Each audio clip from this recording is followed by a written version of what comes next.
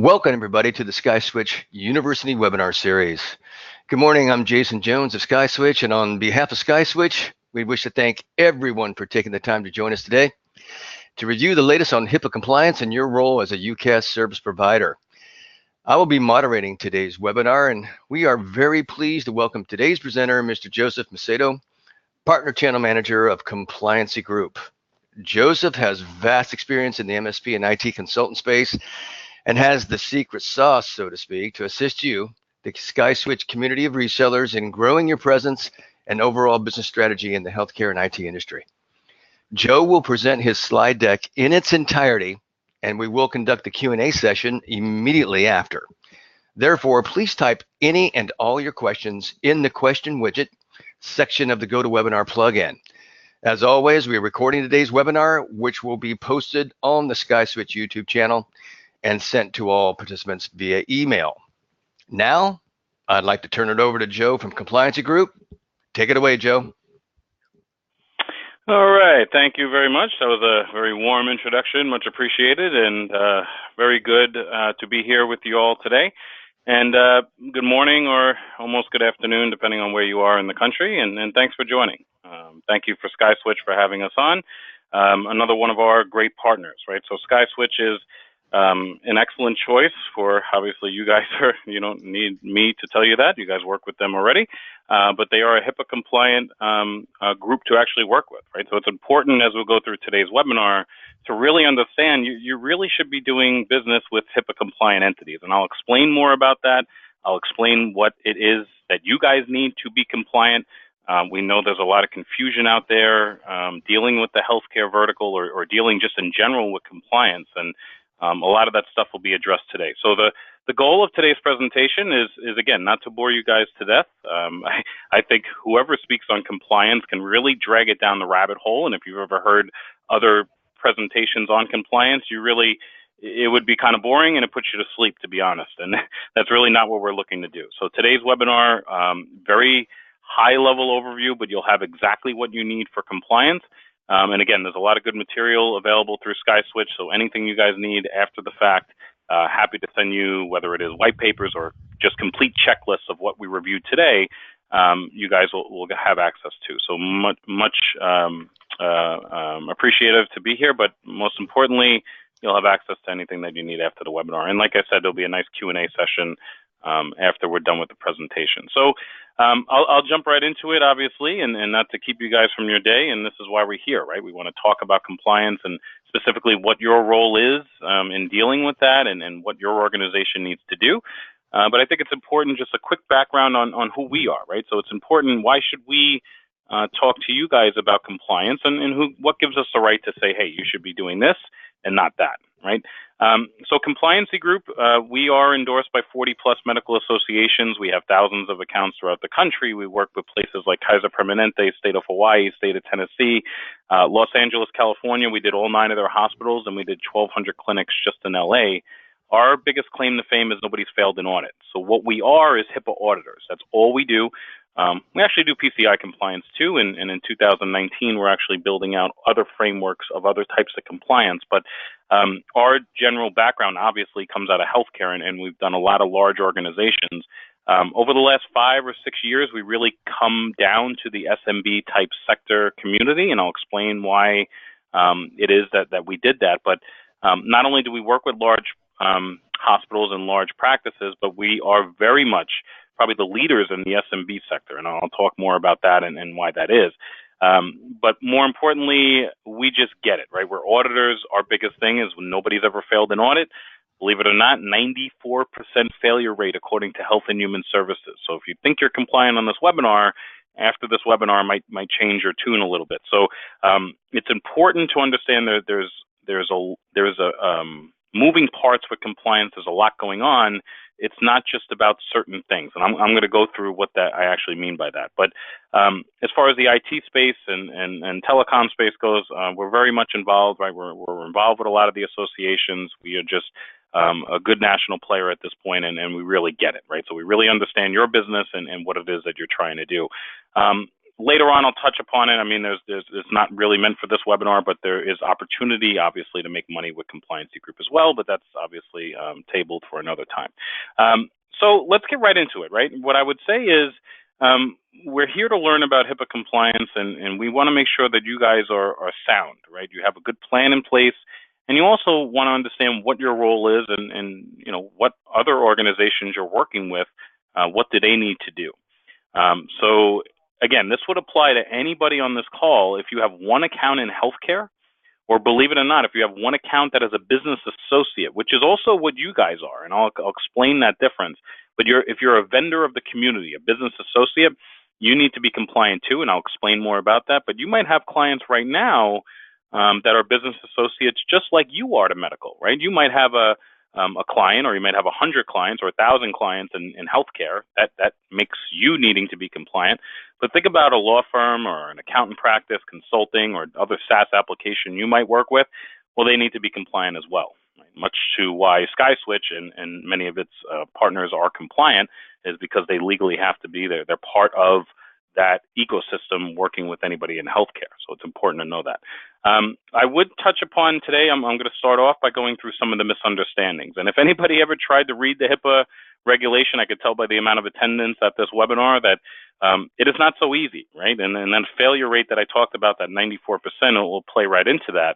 It's not being addressed properly, and that's probably the easiest way to describe it. And again, we do a lot of education. This is not meant to be a sales type presentation. We do a lot of education in the market. Those 40 associations, we do this all day long, and people are not doing this effectively. So our job is really to streamline this, make it simple for them to understand, and then really give them a tool in place to actually address that. So what Compliancy Group really has is a SaaS tool to help you address compliance, and I'll explain more about how that works. But we're really good at what we do, and we don't need somebody on your end who's a true HIPAA expert, right? That's what we're there to do, is really teach you a culture of compliance. But if we go right into it, right, a lot of the education around HIPAA. Okay, so what does it mean to be compliant? And one of the things we hear in the industry, especially in the technical world, is I'm highly secure, so I'm compliant, or my product is compliant, or what have you. I have email encryption. I do these things to protect any kind of interaction I have with PHI, or protected health information, which is really what this is about, right? We're trying to protect people's medical information, and that includes you as the vendor who serves the community. So I'll get more into that. But a lot of organizations, whether it's you or whether it's the client that you're working with, and I'll explain why you really care about that client's compliance, because they could really subject you to an audit, and that's something you guys should be aware of. But being secure is not the same as being compliant. They're two different things, but they go together. Really what this slide is illustrating is you can be highly secure. Your network can be up to speed. You can be using all HIPAA compliant type technology. You can be using SkySwitch as one of your vendors who is HIPAA compliant, right? And a lot of organizations say, hey, I'm using SkySwitch, or I'm using this other vendor, they're compliant, so I'm compliant. Well, security is separate, and it goes together, but it's sort of its separate thing. And what the government looks at here is they look at it as the risk, or mitigating the risk of an actual HIPAA breach from happening. So a HIPAA breach is unauthorized access to PHI, obviously, right? We don't want anybody else viewing it besides the parties intended. So if somebody hacks your email system, if there's unauthorized access on a network, you or your clients, if somebody hacks the hosting company, or somebody falls for a phishing attack email, or even better, somebody loses their iPhone or their device while traveling, their work-related device, that's a potential access to medical information that needs to be reported. When it's reported to the government, there's a potential for an audit. And when there's an audit, their only defense, and your only defense, is to be able to prove to the government, believe it or not, even though you're secure, they're going to want to see that you have an effective compliance plan. You never, ever, ever get fined for an actual breach. That never happens in the market. So if you have working with an account, and let's say one of your techs or somebody on your team was exchanging PHI and it went to the wrong location, they sent an email and went to somebody else, or they somehow caused unauthorized access but then caused an audit based on that negligence, they won't fine you for that incident. And that's very important to understand. They don't do that. What they would do is fine you if you did not have an effective compliance plan by being one of two entities. Either you're a covered entity, you're a direct medical practice, or you are a business associate, a vendor of the community. Your only defense is going to be your compliance plan, but they don't fine you for the actual breach, which is extremely important.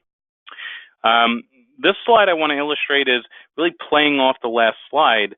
Why are we talking to you guys today, and really what's going on?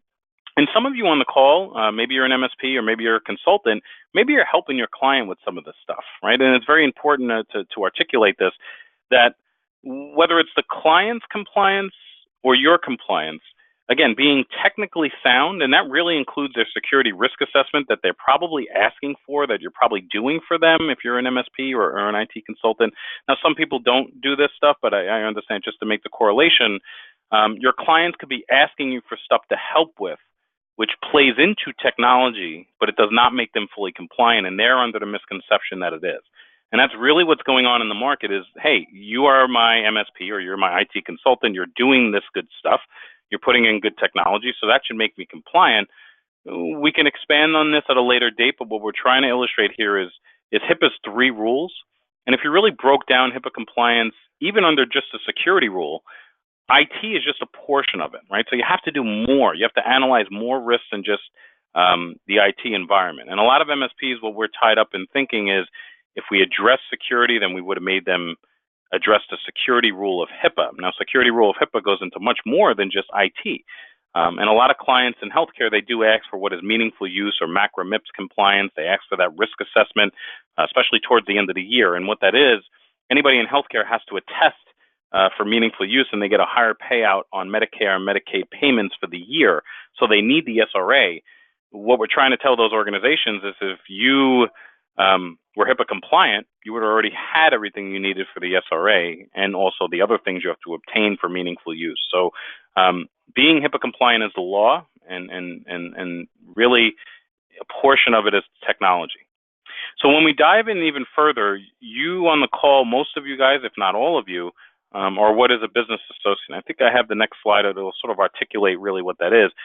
But if you look at these audits, this is the first step in compliance. So it's understanding the risk in your organization, right? I'll go through more about what's required in full. But believe it or not, as an IT vendor, as an MSP, as just a consultant in the industry that has potential access to medical information, you, just like the end user in healthcare, you have to address all these audits except the privacy rule. Now, privacy rule is really how they interact with their patients. And when I say they, it's really the covered entity medical practice, how they deal with their patients or the handling of PHI in those offices. That's something you don't have to address. But believe it or not, even though you might have a policy and some training and some other things, analyzing the risk in your own organization is extremely important. So you have to go over those 5 audits. There's 5 of them, every one except privacy. Is everybody on this call really to be legally compliant to do business with anybody else in healthcare? You need to be doing these things, and I'll go through more about what that full law is. But just understanding, the first step is really understanding the risk in your own organization. Now, we take care of all this stuff, so just so you know, this is just a background before we get to what we do and what the law requires. But it's important to know that we take care of all this stuff for you guys. The 2 entities for healthcare. So covered entities, I'll start with that because that's really the main clients, or main, I should say, healthcare entities, right? So when you think about healthcare and you think about anybody who needs to be HIPAA compliant, and they're doing payment or they're doing treatment of patients, right? They're handling that information or doing payment treatment, and these are your dentists, your doctor's offices, your physicians, your surgical centers, your hospitals, your insurance companies. These are the players in medical that you would know, right? So just anybody you whip out the insurance card for, or an insurance company, that would be a covered entity, right? So they deal directly with the patient, directly with PHI. The business associate, again, is somebody like yourself who's on the call. You do work with a covered entity, so you have at least one medical account who has to be compliant. Well, now you're considered not just a vendor, but you're a business associate. And a business associate, they have potential access to medical information. So if you take a look at SkySwitch, or if you take a look at any of the other SaaS providers or MSPs or IT consultants, what have you, we have them all. Why they are signing up with us or why they need to be compliant is a lot of them say, well, Joe, I don't have a login to my clients, or in SkySwitch's case, it's your client's environment or their EHR platform that has PHI. There's a long way from that. But the government, what they do is they say that you have potential access, right? So think about what you guys do. You might not even have a login to anything, but you're physically on site or you're remoting into a computer and you're helping them in some way, shape, or form, now you have access to their network, which then has potential access to their medical information. So believe it or not, just by being on site, physical information, laying out on desks, seeing computers, or being able to log into their network, by having a network access, you are now potentially accessing their PHI. The government makes you become compliant as well. So this was part of the Omnibus Rule in 2013 that all vendors of the community needed to be compliant. So it needs you to address all of what is compliance, and that's what we're going to go over today. But more importantly, your covered entities. This is really important. So they must give you a business associate agreement to work with, right? So if you're working with anybody in healthcare and they did not give you a BAA to do business with you, that's a general liability thing. You really need to get that taken care of immediately. We have business associate agreements, but if you do not have a BAA in place, yes, you will be signing that BAA stating you're HIPAA compliant, but if you do not, then you have a chance that you could be audited based on their negligence. So you want to go and get that out of the way. Having a BAA is going to separate the liability for the most part. Yes, the government still has a right to audit anybody attached to that covered entity that failed an audit. But it's important for you guys to understand that you should have those BAAs in place. It's going to, it separates liability. It does not obtain it. A lot of organizations say, hey, I'm not going to sign that. It's going to make me more liable. Unless your covered entity has changed the language from legally what it's supposed to be, and it's supposed to be just a 50-50 split of liability. I'm responsible for what I do, you're responsible for what you do, and we're going to sign a BAA, and we're going to mutually say that we both understand that we're both compliant, we don't have to watch each other, and that's that. Just watch out in the market today with all the confusion going on and everything. You're seeing about a 60% failure rate on BAAs. Hate to say that, but your covered entities are trying to get you to be more liable than you need to be. So what you would want to do is get a standard BAA, 50-50 split, give that to the end user. Even if they give it to you, you want to return serve to them and say, this is not, I'm not taking on extra liability here. This is legally what we need to sign. You guys can look at ours, you can pick our brain, and we have that for you. They also should be conducting due diligence on you, and if they haven't done that yet, there's something they're going to do in the future. They are legally obligated to do that as of 2013, so it's not in their cards to check your compliance by you signing that BAA. You're stating you're HIPAA compliant, but they should check the technical safeguards you have in place to protect PHI. And those are really the big rule changes that happened in 2013. Vendors now need to be compliant, and these two extra things were added for covered entities. So now they needed to do due diligence on you and have a BAA in place. But just understand, if you don't have a BAA, that it's important for you to get one in place today. Now, why is this important, and what's the stat? Right. So CompTIA, and we sit on the advisory council to CompTIA. We address the board on any compliance-related issues. So a lot of your techs, you probably know CompTIA. It's the largest certifying body in the world for IT technicians. We sit on the advisory council. Our president, Mark Haskelson, actually sits. He's the chair of the council to the board. So it's interesting. He helps with that. But these numbers come right from them. They're very good in the industry. They have good stats. This is interesting, and it plays right into what we're talking about. Now, why does it make sense for you to become compliant? You think that you have it under control. We don't need this. Well, 76% of the breaches that occurred last year, this is direct stats from CompTIA, are occurring with things that are outside your control. So whether it's your client having a breach and you weren't aware of it, and all of a sudden now you might be getting audited based on their negligence, or let's say somebody in your organization, right? I like this stat. This is 26% of breaches that occurred at a client's location is because the IT staff failed to follow a policy or procedure, and it caused a potential breach, which then caused an audit, or it could potentially cause an audit, I should say. This is taken into account all security breaches. Doesn't mean all of them went to audits. But it's important to realize really what this slide is saying. You need compliance to defend your organization in case of need. And if you have somebody who loses a device, or they fall for a phishing attack email, or they just disabled the port, one of your techs, or on your client side disabled the port, and they had an audit, now you're getting an audit. So what happens is it justifies becoming compliant, right? You really legally need to be compliant. It's the baseline of what they're going to look at, and it's the baseline also legally to do business with anybody in healthcare. So just understanding that those security breaches, no matter what security you have in place, those could be things that are outside your control, which then causes a breach, which then causes an audit, and your only defense is your full compliance plan. So these are 3 live examples in the market, or real life examples, and this happens 100% of the time for HIPAA. So I won't spend a lot of time here. I'll just carve through this, but just to illustrate, the reason you get audited is not the reason you get a fine. Right? So what happens is these are the reasons that audits were happening in the market. These are 3 live examples. This one's interesting. It's a nonprofit in Alaska. It's a 15-user, 20-user nonprofit, $150,000 fine for not being compliant. And if that's not good enough, then we have our first vendor fined in 2016. It was an IT firm out of Philadelphia. And the interesting thing about that is that they were highly secure, but they were failing to address all risk in the organization. They didn't have an effective compliance plan, $650,000 fine. So it was as simple as one of their techs had lost an iPhone, which had PHI from one of their clients on it, and they had to report it. And when it's reported, then they had an audit. And when the audit happened, they weren't able to prove that they were fully compliant. So yes, they are hitting the vendor community. They're also hitting small, mid-sized practices. Since 2000, I just wanted to skip here. So nope, I don't have that. So I'll make that point. Since 2013, there's been a 400% increasement in enforcement, and there is a 94% failure rate again. And yes, they are looking at vendors as well, so it's very important. Other things that are happening, average HIPAA fine is 1.5 million. So you saw some examples there, but average fine 1.5 million. Every year since 2013 has been the most heavily regulated year. So if you think they're not coming after you, I would say prior to 2013, you were correct. They weren't addressing organizations of your size or even your client size potentially.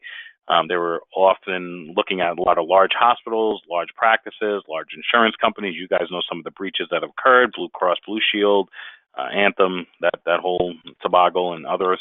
But what happens is ever since 2013, when the vendors joined the community, believe it or not, that was a big question mark for the government. And we can go back and forth of what direction they really give. But at the end of the day, you found a lot more audits happening because now the larger practices are taking this more seriously. You have a lot more of the SMB sector. And the SMB for us, I mean, that can be anybody from 50 users to all the way up to a couple thousand users, if not more. But it's important to realize that that sector is being targeted now. Right? So now that the larger organizations have got this up to speed, or a majority of it up to speed, obviously the black market, and if you guys don't think the black market's real, just look up ransomware as a service, right? So you can actually get a vendor just like a SkySwitch, except they only give you ransomware, right? They actually tee it up for you to give it out to end users, right? So it's interesting out there. But more importantly, the records for healthcare are extremely valuable in the black market. They are concentrating on more SMB type clients. And just so you guys know, 88% of ransomware last year targeted towards healthcare. 88% total. So that's a huge number targeted towards healthcare. That's only healthcare, 88%. So what I would say though is if you take a look at the wall of shame, and where can you find examples? I don't believe Joe. What is he talking about? Well, HHS has a wall of shame on their website. There's archives in there too, so you have to look through those. These are only listing the breaches that have occurred with 500 or more medical records. So if it's under 500 records breached, they don't list it. And then B, it's only the ones they know about. But there's over 1,900 entities here, and as far as we can tell, they don't come down. So you can go there, you can filter it by state. It's right on HHS's website. So what I tell organizations all the time is, yes, you can pay the average HIPAA fine to come back in business, but good luck converting new clients, good luck converting new patients when you're stuck on, a Google search and someone's pulling you up for HHS's wall of shame for a HIPAA breach. I'm probably not going to do business with that vendor, nor am I going to actually go to that practice for if I'm a medical account. So it's really paying dividends on the conversion side, whether you're a vendor working with new accounts or you're a medical practice trying to pick up a new patient, just not helping. 100% of all fines levied in the market are really a combination of one of these three, or two of these three, or all three of these reasons, but it's really 100% of the time. It's failure to assess all risks in the organization. So not just technical risk or not just physical site audit. There's other audits you have to go through, and we'll carve through what that full plan is. Lack of policies and procedures is a big one, and then failure to have, what is that? Business associate agreement.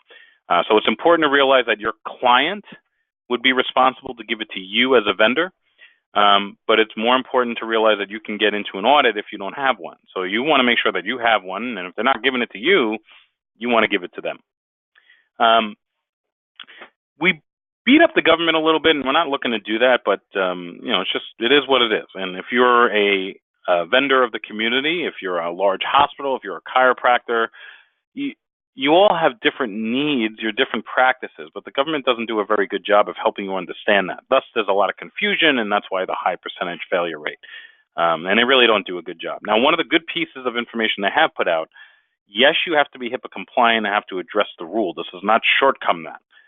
But you can sort of look at one of their cheat sheets when an auditor comes on site. These are the 7 fundamental elements of an effective compliance plan. Notice how they don't have a lot on just what is general security protocols on your product. So what they're looking for when they come in for an audit is things like policies and procedures. Do you have a designated compliance officer? How do you do your training? Effective lines of communication, monitoring and auditing. You guys don't need me to read all these to you, but I almost made. I should have just read the last 2. I'm almost done. But at the end of the day, it's more than just security, but these are just the framework things, and they're going to drill down to make sure that you have an effective compliance plan through those things. So really, again, to really illustrate, and I'm going to get into what we do. If you're just doing security, we just wanted to outline it. This is really what it looks like. So if I'm highly secure from a technical point of view, I did everything the law requires of me with my technology. I'm up to speed. I'm using HIPAA compliant vendors like SkySwitch. What else can I do? Well, you have a lot more question marks. And most importantly, for a little teaser for you all out there is a problem that you can help your clients solve, and you're leaving money on the table if this is what you're doing for them. But more importantly, we're here to talk about yourself, right? So the idea is we are doing a portion of the audits. We are doing our security remediation items, but we're not doing the rest. And we're doing security policies, but not the rest. So there's more of a gap here that we need to address. So really, HIPAA done right is really what I'm going to get into, and really it's what we do. Right, so our seal of compliance is a known seal in healthcare. There's a couple things I would say with that. Now, many people look at that and say, well, what the heck is that? What is that really going to do for me? Well, it's a known seal in healthcare. So if you're working with any healthcare organizations, if you're working with any healthcare entities, chances are we probably work with one of their associations that endorses us, right? So it ties it together for you. And more importantly, the community feels like you are a true HIPAA compliant vendor to work with, especially with all the due diligence and stuff that has to be done and it's being required, and you're going to see more and more and more of this stuff. It gives you a differentiator, right? So you want to be different in the market, you want to stand out. Well, this is a way to stand out in healthcare, is getting your own compliance in order. Okay, so this slide will be important. I'm going to illustrate what it means to become compliant and what is it that we actually do. So in a second, you'll see the guard pinwheel come alive, and that's going to be what an effective compliance plan is and what legally you have to do each year. But I'll explain in conjunction with how we operate. So what I didn't make clear in the beginning of the presentation is what is it that we do? What are we, right? We're consultants, but how do we help you? There's a SaaS tool called the Guard. The Guard is our web-based platform. There's nothing to load onto your system. It's exactly what SkySwitch uses, along with thousands of other players in the market. Just on the vendor side, I should say. So what we do is, and obviously we work with covered entities as well, but just letting you know, there's a lot of vendors we work with. But anyway, the Guard is our web-based tool. It has every single thing you need for compliance, and we are very good and keen at addressing everything that you need to address. Everything is built in. It's designed for all your employees to use. They'll interact with it, and you let Compliancy Group help you simplify your compliance so you can confidently focus on your business. Now, our software is set up in such where you can go through it. You can easily, let's say, or I should say, it's pretty simple to go through our software, although what we do is we white glove it. We give you a coach to work with. Now, this coach is a true HIPAA expert. Their goal is to help you achieve compliance, and you're going to build a relationship with them. It's going to be about 20 hours of your time for the year to become compliant. On average, we see vendors take about 2 months to complete. It could be a little bit sooner. It could be later. It's really on your time schedule. You're going to meet with the coach 5 to 8 of these sessions. They're 30-minute sessions. They're 1 to 2 hours of prep work in between each session. And overall, we're going to help you achieve compliance, walk you through the platform, and ensure that you're doing everything correctly, and we'll help you achieve it. So that's their goal, and I'll explain exactly what it means to achieve compliance. But at the end of the day, what we want to do is help you illustrate it, right? So as a vendor, again, having that seal on the website is going to help you. There is many examples. One of the ones I can point to is VMracks in California. They're a hosting company that won $1 million deal based on our seal, and that's a true story. They were up against another hosting company, healthcare entity, felt more confident going with them with the seal. They won $1 million deal because of it. So again, I don't think it's going to win every single deal in the market for you, but if it can help you get more of an advantage in healthcare, that's really what it's designed to do. So that'll be illustrated. All the reports ever needed for compliance, along with the reports for auditors, are built in. Obviously, we come from that auditing background. We know exactly what they're looking for. It also plays into our audit response program. If you guys ever get in trouble by the federal government, we help you. Right? We're not going to run and hide. We know exactly what an auditor is going to look for. We know exactly their playbook. All those reports are already built in. So just making sense to work with us, and we've never had a client ever fail. And how many audits do we actually go through? Well, any given month, we're going through about 2 to 20 a month with our current client base with the government.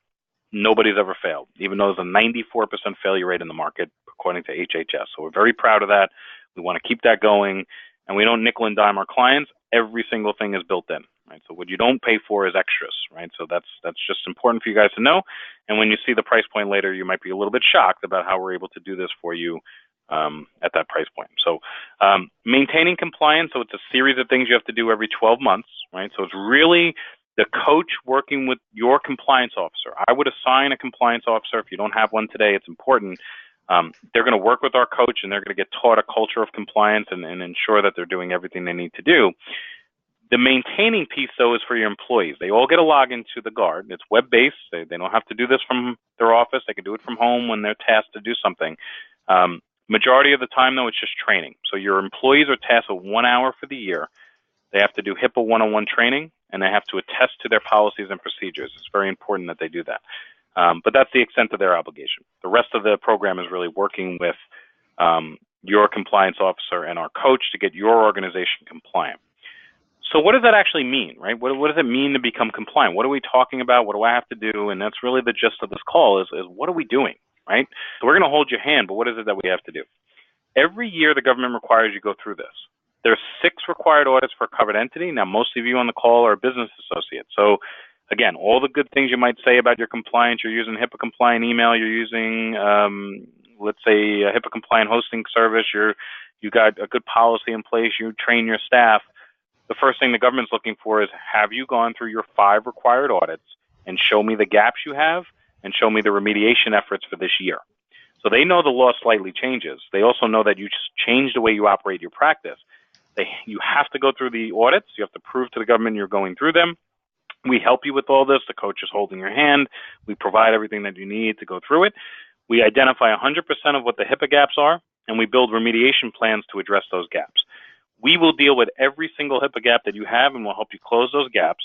Now, about 80% of those gaps are going to be non-technical things. They're going to be documentation, policies, procedures, training. Those are the things we'll help you get through. Now, if there's anything technical that we identify, we will give it to you to implement, right? So in majority for HIPAA, you're looking at encryption, you're looking at backup disaster recovery, you're looking at secure messaging, you're looking at, what am I missing? Auditing and monitoring of the network. Those are the type of things that HIPAA is looking for. So we'll identify those gaps, but you as an MSP or you as an IT professional, you can easily pick our brain, you can pick SkySwitch's brain for solutions, but you guys know how to implement those gaps. Majority of those gaps, though, are going to be non-technical in nature. We're going to work with you with the coach to get them done. So all the policies, all the procedures, all the training, they're all built into what we do. We have everything that you need. We keep up with all the regulatory changes. So you don't have to pay the lawyer for every time you have a HIPAA question. We'll keep up with your policies and procedures. Once the documents are set up each year, the employees are then tasked to log in and do their HIPAA training. They have to do HIPAA 101 training, and they have to attest to their policies and procedures. Very important that they do that. A lot of people do training, but they don't have their employees attest, and that's extremely important. Anybody has any questions on that, I'll answer why that's extremely important. Business associate management, so the whole reason you need to be compliant, remember, if any of your clients are going through this and they're going to be working with an association, let's say like ours, well, we're vetting out their vendors' compliance, right? We want to make sure that they're compliant. There's no liability that they're working with anybody, so who's not compliant. So same for you guys. So you guys are a business associate. There's not a lot of work for you guys to do here, except you could take our BAA. So you can use that on your own, and you can use that moving forth with any clients that you have. And also the due diligence questionnaire you have access to, although you don't need it. It's something that you would be, somebody should be giving it to you, not the other way around. But you are a BA, so it's a little bit less work here. And I should point out the other thing is a little bit less work on the policies, procedures, and training. Not that there's not a lot, there is a lot. You guys overall would have about 300 pages of HIPAA compliance material. Not 300 pages you have to go through, but just 300 pages in general. You have to address what is the security rule of compliance, which includes the documentation on policies. It includes procedures and training. The privacy side is addressed by the end users, remember, the covered entity. So they have a lot more documents than you do. And then for them, we have to do more business associate stuff. So we actually review the vendors that they work with, but you're already a vendor. Incident management and remediation. So the government says two things here. You have to have an anonymous way for your employees to reach out to their compliance officer. So A, you have to have a designated compliance officer, even as a vendor, and your employees must have an anonymous way for them to reach out and ask them questions. Now, they can log into the guard, they can report an incident, it can go internally to the compliance officer, who probably has no idea what to do with that incident. So part of what Compliancy Group does is we're ongoing consultants too. So this is the part you're going to like. You don't have to bring in the lawyer anytime you have a HIPAA question. Just pick our brain, right? So we're going to work with you throughout the year. Let's say you finish this in 2 months. Well, what do we do for the rest of the time is we're helping address any concerns, questions. We're keeping you on track. But most importantly, we're ongoing consultants too. So we're there to really save you some money throughout the year when it comes to any HIPAA-related questions. And we do a really good job at it too. So any incidences that pop up, any breaches that occur, any questions you have, we're here to address that. And we could talk more about that, but I'll just go on to, what it is that it costs. So if I'm your organization, depending on your size, this would be the cost to join the program through SkySwitch. 0 to 25 employees, I should say employees there, sorry. 0 to 25 employees, single location, everything's included. Remember, we do not nickel and dime, everything's included. $200 a month or $2,000 for the year. So it's either or, you get a little bit of a discount if you prepay. 26 to 200 employees, $300 a month or $3,000 a year. And then the only kicker is if you have additional sites. So if you actually have more than one site and you're above 26 employees, we're going to add $60 a month for the site or $600 for the year for that additional site. And really what that is you need a physical site audit done at those sites, and you need a physical site policy, and it's the time it takes for us to go through that. If there was ever an audit from that location, the government's going to ask for your physical site policy for that site. So it's important to understand that and get that done. At Compliancy Group, we really stand behind our product. Obviously, we stand behind you guys, and if you ever get compliant, if you ever have an audit, we're going to be there. But 60 days, money-back guarantee, we're really good at that stuff, and we don't see much issues, but we put our money where our mouth is. So 60 days, you don't like what you get, we'll give you a full refund. So we're very good at addressing that. This is just meant for the future, but just to let you guys know, there is a partner program where you can resell the service, so you can build it into your model. That's something we can talk about at a later date. But it's extremely lucrative. It's extremely valuable to anybody working with any healthcare entity. So definitely talk to us more about that if that's something you're interested in. And we do work with, like I said, we work with a lot of vendors throughout the industry, and we're very good at what we do. So there's my contact information in case you guys need it. You jot that down. You guys already have SkySwitches. Feel free to reach out to them. We definitely want to push this through them. But I'll open it up now. Hopefully that was educational for all you on the call, and we all took something back from it. And like I said, there's a checklist. There's certain items we can give you that really hones in on what legally you have to do. It's a breakdown of that pinwheel. So I'll sort of leave it at that. You guys can ask for that, and we'll be addressing that. We can give you any material that you need. So thank you guys much for the time. And right now I'll pass it back over to SkySwitch and see if we have any questions or anything else coming through. Okay. Hey, Joe, thank you very much. That was very, very informative, and I think it's information that our reseller base really is going to hold on to and really take advantage of this program that you have. So I appreciate all the information and the education on HIPAA compliance. I'm going to turn it over to Emily right now. We have a handout that's sitting in your webinar control panel. And Emily, do you want to share some information about this handout and the purpose of it and what the base can do with it? Sure, absolutely. So in the handout, there's just brief points, highlights from this presentation. And at the bottom, there's going to be a link that directs you to a job form that you can quickly fill out, and it'll get you in touch with Joe if you're interested in talking about getting compliant, getting signed up with Compliancy Group. I'll also be sure to send this handout in the follow-up email that comes with the webinar recording. And just in case anyone has any issues downloading the handouts that's on the little control panel, I can send out the link in the chat box so everyone has it right now if they are interested in signing up with Compliancy Group.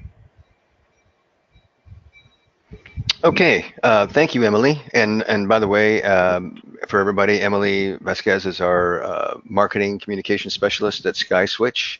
And if you ever have any information or any questions, you can always just reach out directly to Emily there. Right now, I'd like to jump into the questions, and they seem to be coming in full force. Are you ready, Joe? All right. Oh boy, here we go. All right. Tee me up. So, and you know, Eric also, her eyes is on the phone too. So some of these might be associated to Eric too. But the first question here I have from Abe is, what documents can I share with my clients to show them that the fax server is HIPAA compliant? Good question, and we get that a lot, right? So I think what happens is a lot of organizations say, hey, Joe, you know, this client is asking if my piece of technology is compliant, or is this meeting the standard, right? We get that a lot. Really, honestly, it's about your overall organization's compliance. You don't have to show them anything legally. You don't have to show them anything on what it is your tool is doing. But what you really need to show them is you have to have a BAA sign, and that's really it. They should be performing technical due diligence. But what I would say to that question is, great, my organization is fully HIPAA compliant. We deal with all the safeguards, the protocols, everything we need. But legally, you don't have to show them anything. You really need that BAA sign, so I'll stick by the legal answer on that. But just so you guys know, again, it's not about the product becoming compliant. It's about the overall organization. Even though safeguards have to go into the product, you can probably pinpoint and make your own checklist of items that you did to safeguard your product. But I think that's opening up the rabbit hole, and I probably would just let them know that legally I have what I need. Maybe you show them you know, a couple. You know, if you wanted to show them the audit, you can, but I wouldn't even get that granular. Really a BAA, and that's about it. So it's about the organization's overall compliance with safeguards built in, not a product's compliance. Fantastic. And I think this kind of leads into the next question here too. Does HIPAA apply to those of us providing only phone services? Good question, and yes, and I'll tell you why.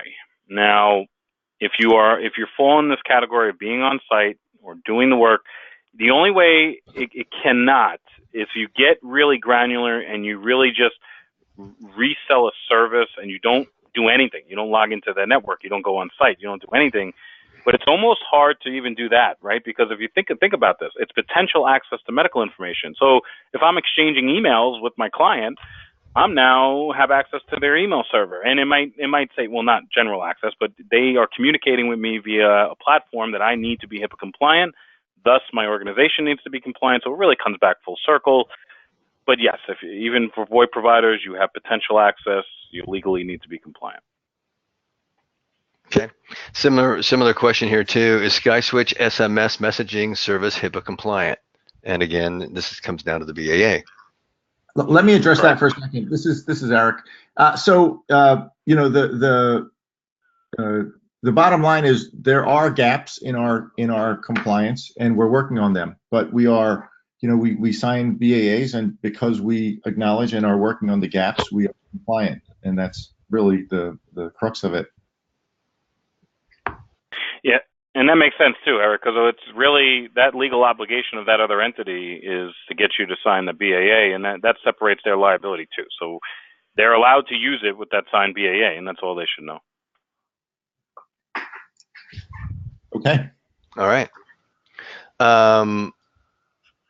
What is the web address for the HIPAA wall of shame? I think you showed that that link. Yeah, let me, if I can go back to it. I'm sorry for jumping around, but let me see if I have it on that slide. I might not. Oh, there it is. If anybody wants to take that down, but you guys should be just type in HHS Wall of Shame. It should come up, or there you go. It's ocrportal.hhs.gov. That should be it right there. It should be pretty easy to find though on Google. Okay. The next question we have is, if we are providing VoIP phone service to healthcare providers, are we still considered BAs? Yes. Again, same question. Do you go on site and talk to them? Do you exchange emails? Do you do anything else on the technology side where you're connecting these devices? Again, but I would just say as simple as, if you're doing any kind of installing or you're communicating in any way, then you need to be compliant. So yes. Fantastic. And then the next question we have here, can we get a recording of and all the slides from the call? Yes, we're going to be sending out a recording, and you'll be able to see that on the YouTube channel. So you can view that as many times as you like. With offering the call recording option, is there anything that needs to be stated to our customers regarding this as far as HIPAA from our end?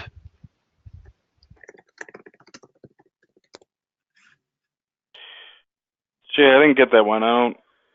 Yeah, they're talking about activating services, and I think that Eric answered that in a previous question about the SMS.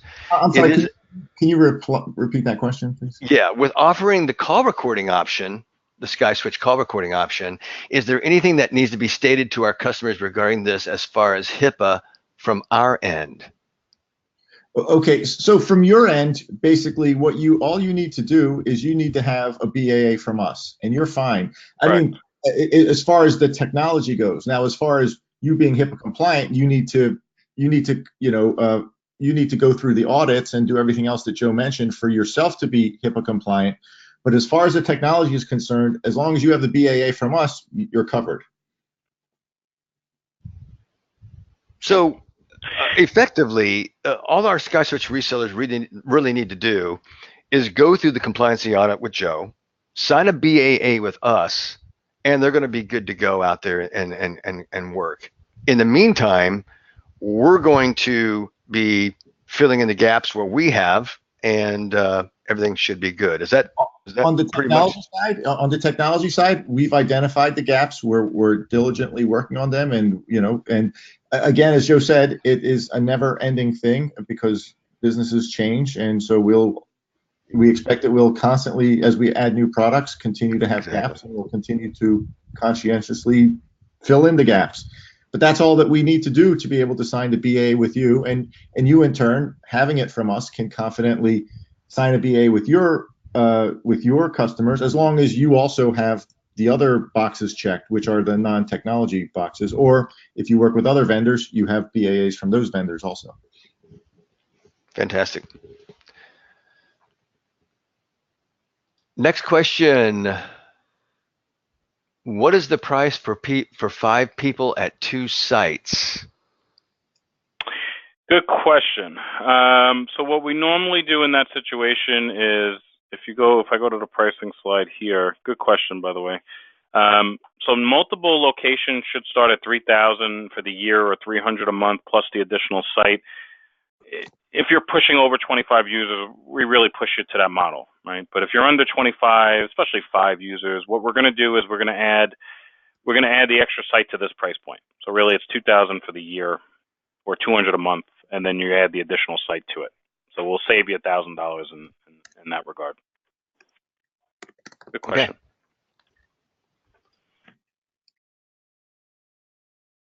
Next question here is, how do you determine if you have to self-report? Good question. That's another good one.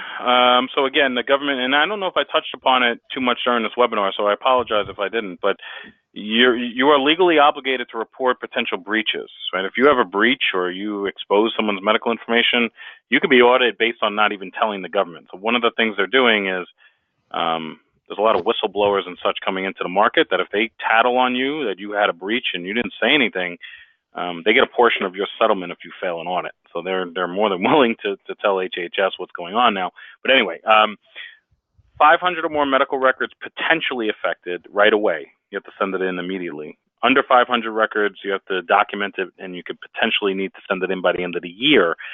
But the legal term is if you cannot prove that nobody saw that information, and again, if you cannot prove that nobody saw that information, then you don't have to send it in. But if you can prove that, then you're going to have to submit that. So it's very simple. If you can prove it, if you have documentation to back that up, or if you have a defense against why nobody saw that information, you don't have to do anything. But if you do not, or if it's wishy-washy, I would say that has to be reported. But good question. Okay. Next question here, is a remote home office considered an additional site? Remote home office, no. Good question on that. Normally what we do is we would charge $150 for that. That's not even on the price point sheet. But remote offices, we're not looking to charge for that. If you, especially as a business associate, right? If you were a covered entity, maybe we'll consider that. We'll ask a few more qualifying questions. But you're not seeing patients or doing anything at that site. If it's a working site, if it's another building you guys own or another office you own, then yes, we're going to count that. If it's a home site, not so much. We're not looking to count that. We would probably, what we would do is there's some safeguards that needs there. You probably should have the physical site audit just to be safe. Maybe put in a good firewall or good protection that we'll go over for that site. But what we normally do is we'll charge you $150 for that site if you wanted to put it on.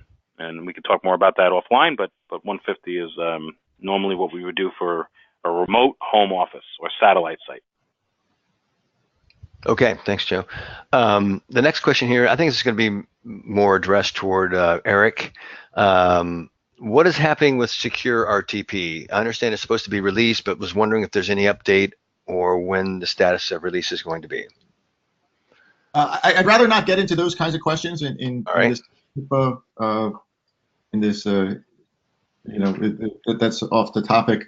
Happy to take that up on a ticket, please. Great. So open a support ticket and send it over to Eric, or just send that in. Next question. Also, does the business owner need to self-report, or does Compliancy Group handle that? Does the business owner need to self-report? So we'll guide you. We have exactly what it is, where you need to go, how do you need to do it. We'll watch it. We'll help you document it. They physically send it. So, because in the end, it's really a consultant who has your back, but you have to do that work, right? So we're not going to submit it for you. You have to submit it. Okay.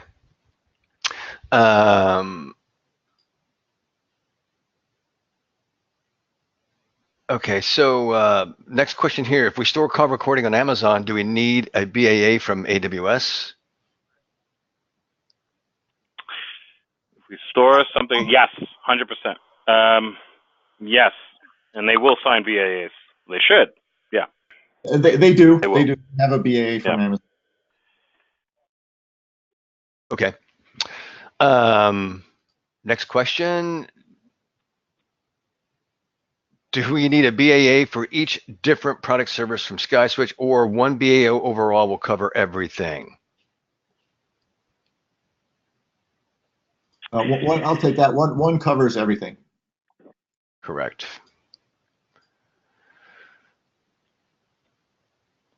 Next question here. So we would be vendors of SkySwitch. So would we need to purchase the services directly, or being that SkySwitch has it, we don't need it, correct? Wait. So yeah, go ahead. I think what they're saying, what they're asking is since SkySwitch is using Compliancy Group and SkySwitch is HIPAA compliant, do they have to, and they purchase from us, so they don't have to be compliant also? And I don't think that's the case. They also need to be, they are a business associate also, correct? Yes. Good question. Yeah. So you will be required to have compliancy also. Just to reiterate, the fact that SkySwitch is compliant doesn't mean anything about your compliance. Right. Every entity is responsible for their own compliance.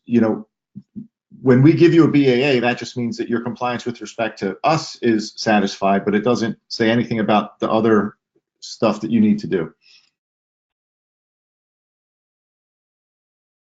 Okay, thanks, Eric. Next question here. Joe mentioned employee training as part of the Compliancy Group's program. On average, how long does the training take for a business associate? Good question. Overall compliance, you're the same as everybody else. It's on your time frame. So if you really break out 20 hours for your compliance officer, one person, right? So it's not the whole team. Going to get through with our coach. That's about 20 hours for the year, but really you want to finish as fast as possible. That's their obligation. Employee training, 1 hour for the year for each employee. That's it. So they log in, they do their training, they attest. Yes, they could get through it faster. Can they click through and hit submit? Yes, I'm not going to say they should do that. We're a compliance company. But if they really took their time and read everything 1 hour at a time. Okay, thank you, Joe. A few other questions here were kind of repeat questions, so I'm not going to go through those. That is all the questions that we have today. Again, we are recording this session. We'll be sending a link out to that, to this webinar for you, and you can find it again on the SkySwitch YouTube channel. That concludes our webinar for the day. I'd like to thank Joe and I'd like to thank Emily and Eric and the whole staff for being on here, and we will catch you next time on the next SkySwitch University webinar series. Thank you very much. Bye-bye.